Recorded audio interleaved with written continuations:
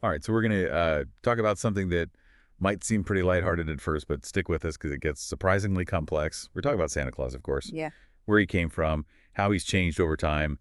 You might think you know the whole story of the guy in the red suit, but we've got some fascinating bits here you probably haven't thought about.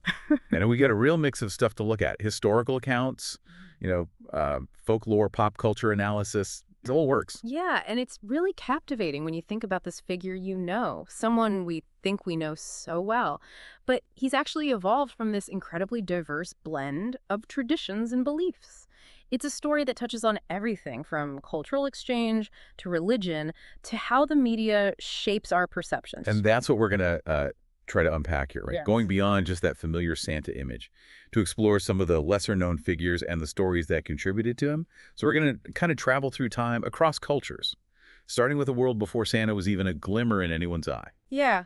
Before the Santa Claus we all know today, there was this whole world of gift givers, figures with some uncanny resemblances to our jolly old friend. Okay, now I'm intrigued. Tell me more about that. Well, we'll start a journey back in the 4th century in the region of Lycia, which is modern-day Turkey. And that's where we find a real person, a bishop named Saint Nicholas. Wait, hold on. St. Nicholas a real person? That's something I never really considered. He was indeed.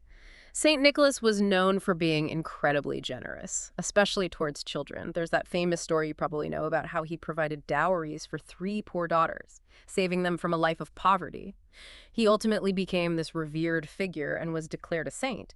And what's interesting is his remains are actually divided between Italy and Venice, a real testament to how widespread his influence was even back then. So he's kind of like a precursor to Santa, I guess, but not the jolly bearded figure we imagine. Exactly, more of a respected religious figure, embodying those ideals of charity and kindness. Okay, so we've got St. Nicholas in the 4th century. Where do we go from there? Let's jump ahead to 16th century England, where we meet Father Christmas. Father Christmas. So is that just Santa with a British accent? Not quite. Father Christmas was more about embodying the joy and merriment of the holiday season. His look has changed a lot over time. For example, think about Dickens' A Christmas Carol. Remember the ghost of Christmas present? That big cheerful guy in the fur-trimmed robe? That's one way Father Christmas was envisioned. So both St. Nicholas and Father Christmas share this theme of generosity. But we're still missing some key ingredients here, right? The iconic red suit, the reindeer. Well, things get even more interesting when we look beyond England. In the Netherlands and Belgium, they have Sinterklaas, who's also inspired by St. Nicholas, and he's still a big part of their December celebrations. And he even has helpers. But they're not exactly elves. Wait, not elves. Who Who are else? they then? They go by different names. Pieten in Dutch or Père Fouettard in French, some of them, especially in Switzerland, have a slightly darker side, like one called Schmutzli, who carries a twig broom for, shall we say, disciplining naughty children. So yeah, not all sweetness and light in European folklore. Are you saying Santa might have some unexpected origins? Let's just say the image we have today is a little more polished, but there's another piece of this pre-Santa puzzle I think you'll find particularly interesting. Okay, I'm all ears laid on me. Have you ever considered a possible Norse connection to Santa Claus? Wait, the Vikings. What do they have to do with Christmas? Well, think back to the time before Christianity. The Norse celebrated this midwinter festival called Yule, and their main god, Odin, had some rather intriguing characteristics. He was often shown with a long white beard, riding a gray horse across the sky, and bestowing gifts on those below. Hold on. Long white beard riding through the sky giving gifts. Yeah. Are you suggesting Odin was like a Viking Santa Claus? Well, it's definitely something to think about. Some scholars suggest that these early Norse traditions might have blended with Christian beliefs as time went on and helped shape the Santa Claus we know today. It's remarkable to think about how different cultures might have converged to create this figure we all recognize. This is absolutely fascinating. We've gone from a real-life bishop to a merry gift giver, and now we're bringing Vikings into the mix. I'm really curious to see where this goes next. And that's what we'll explore next, how these different threads came together to create the American Santa Claus, the one who's become such an iconic figure around the world. Okay, so we've explored some of those ancient roots of this Santa Claus figure, but I'm really curious about how he made that journey across the Atlantic and became the American icon we recognize today. Yeah, it's a fascinating story of evolution and adaptation, a real blend of cultural influences and the changing spirit of Christmas. Some of those earliest American depictions of Santa can be traced back to the early 1800s, to the writings of Washington Irving. Washington Irving. You mean the Legend of Sleepy Hollow guy? I never would have thought of him in connection with Santa Claus. Yeah, it's a bit surprising, right? But in his satirical History of New York, he presents a version of Santa Claus that's quite different from that bishop's robe image. Irving Santa is actually a Dutch sailor, a jovial figure smoking a pipe, sporting a green winter coat. A Dutch sailor. That's pretty far from the red suit and North Pole workshop. What was behind that choice? But it's important to remember that America was still a young nation at that time, still figuring out its own identity and traditions. And Irving's depiction of Santa was actually part of a larger movement to kind of tame those rowdy Christmas celebrations that were pretty common back then. Rowdy celebrations, what do you mean? Well, think of things like aggressive caroling, sometimes escalating into home invasions. There was a fair amount of, shall we say, premarital activities, leading to some hurried weddings, and even some public displays of, well, let's just say unconventional behavior. The upper classes and those with stricter religious views weren't too happy about it. Oh, so I see. So maybe the Dutch sailor Santa was a way to bring a little more decorum to the festivities. But how did that image evolve? How did we get from a Dutch sailor to the Santa we know? In 1821, we get that first glimpse of Santa in a reindeer-drawn sleigh. It appears in this anonymously published poem called Old Santa Claus with Much Delight. And just 2 years later, in 1823, A Visit from St. Nicholas was published in New York, better known as The Night Before Christmas. Ah, The Night Before Christmas. Now that's classic Santa Claus, but do we know who actually wrote it? The authorship has been debated for years, but the poem itself solidified so many of the images we connect with Santa today. He's described as chubby and plump, with a little round belly that shook when he laughed like a bowl full of jelly. Okay, now we're getting closer to the Santa we recognize. What about the reindeer, though? Were they already part of the story at that point? Oh, definitely. The poem even names them. Dasher, Dancer, Prancer, Vixen, Comet, Cupid, Dunder, and Blixen. Although later on, those last two were changed to the more German-sounding Donner and Blitzen. So the reindeer, the sleigh, the jolly physique, it was all coming together in the 1820s. What happened next? Well, the mid-1800s saw the Kris Kringle name popping up in some parts of the U.S. And then in the 1860s, this German-born American cartoonist named Thomas Nast really helped solidify that iconic Santa image. Thomas Nast. Isn't he the one who created some other famous American images as well? He is. He's actually credited with creating the modern image of Uncle Sam, as well as the Democratic donkey and the Republican elephant. But his depictions of Santa Claus were super influential. He drew on his German heritage, which included figures like Belsnickel, this gift giver who sometimes rewarded good children but punished the naughty ones. Oh, that Belsnickel character sounds a little like that slightly menacing Swiss helper we talked about. You're right on the money. What's significant about Nast's illustrations is that they brought all those elements together. The cheerful personality, the reindeer and sleigh, the sack full of toys, and he added one crucial element: Santa's workshop at the North Pole. Ah, the North Pole. So that's where it all came together. It's all making sense now. Precisely. And as the 19th century came to a close, American authors continued to add to the Santa Claus mythos. Mrs. Claus emerged thanks to writers like Catherine Lee Bates. And of course, there's that famous 1897 editorial, Yes, Virginia, There Is a Santa Claus, which reassured a young girl who was questioning Santa's existence. It became one of the most reprinted newspaper editorials ever. Wow, what a journey it's been so far. From a real-life bishop to a full-blown global icon, complete with a workshop at the North Pole and everything. But how did that image spread so widely? How did he go from poems and newspapers to practically every corner of the world? That's a great question. And it takes us into the 20th century, where mass production, media, and marketing all played their roles. But before we get there, I think we should go back to that Norse connection for a minute. You're right, we kind of glossed over that. What more can you tell us about Odin and his possible influence on Santa Claus?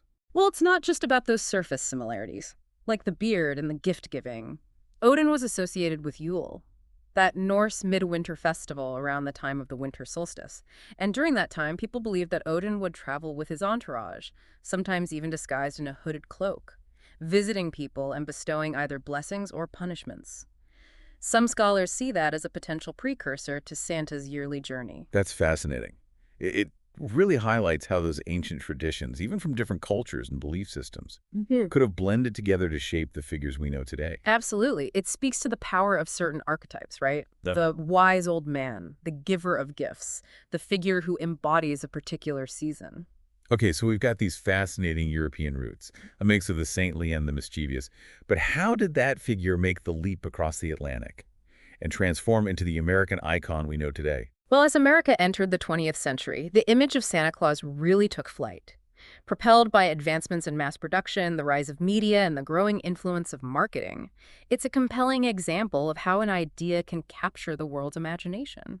Last time we were talking about how Santa Claus kind of adapted to the 20th century, right? Yeah, how he became the global phenomenon we see today. Right, exactly. The 20th century saw Santa Claus really take off, propelled by a lot of things. Mm. Mass production, media marketing, it's fascinating. It's like looking at how an idea can just capture everyone's imagination.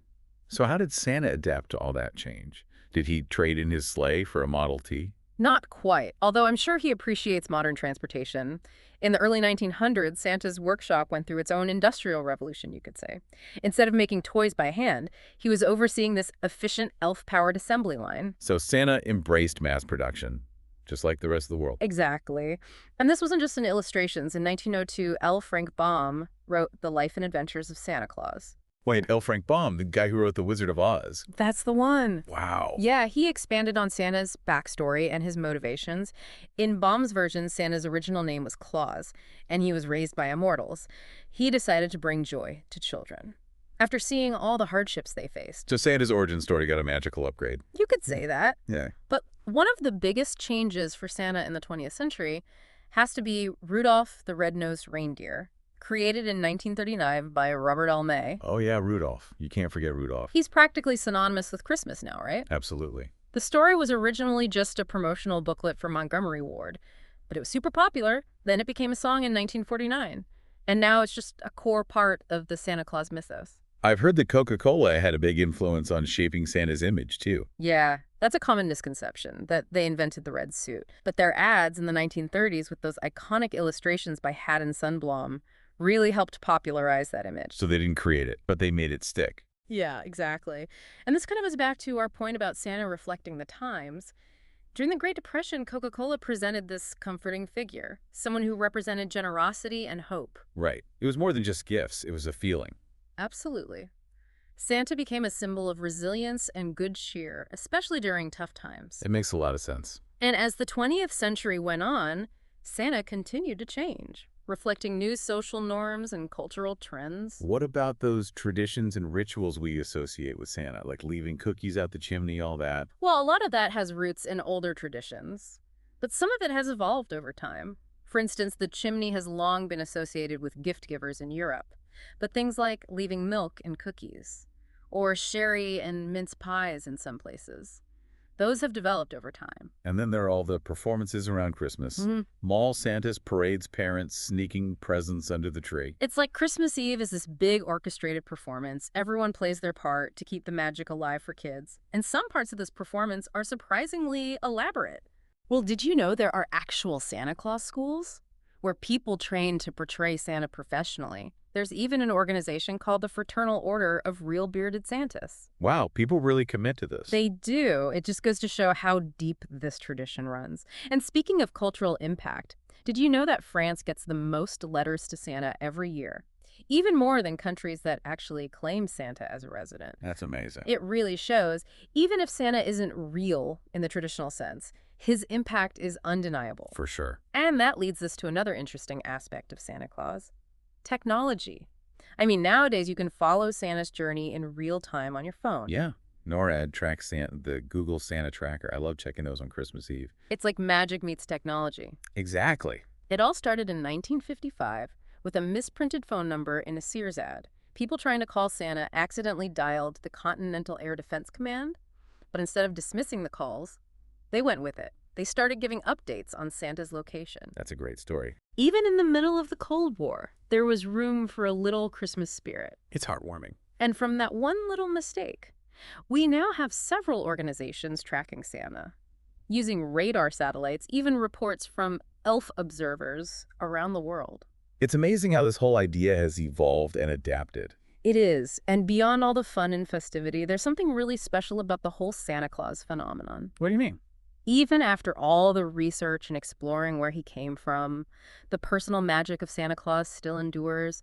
That joy of believing, the excitement of anticipation, the traditions that bring families together, those are the things that truly matter. I think you put it perfectly. It doesn't matter where he came from or how his image has changed. Santa Claus represents something timeless and universal. That spirit of giving the belief in magic, the hope that good will always win out. That's worth celebrating. It really is. It makes you wonder how technology will continue to shape the Santa Claus myth in the future. Will we see personalized Santa experiences powered by AI, virtual sleigh rides through the metaverse? Who knows? But one thing is certain, Santa Claus in some form will continue to inspire us and delight us for generations to come.